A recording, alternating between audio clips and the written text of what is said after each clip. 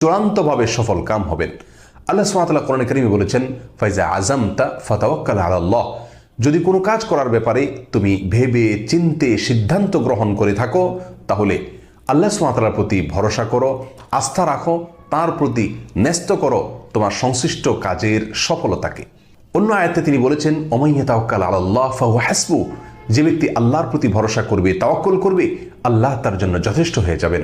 আর আল্লাহর যার জন্য যথেষ্ট হয়ে যান, সে ব্যক্তি কখনো ব্যর্থ হতে পারে না। আর সংশ্লিষ্ট কাজ শেষ করার পরে যে কাজটি করতে হবে তা হলো, সে কাজের যেই ফলাফলই আসুক না কেন, সেই ফলাফলে সন্তুষ্ট থাকতে হবে।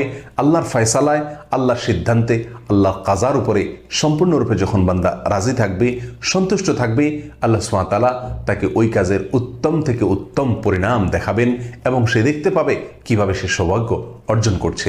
সুতরাং যে কোনো কাজ করার আগে এবং ভেবে চিন্তে পরামর্শ করে ইস্তেখারা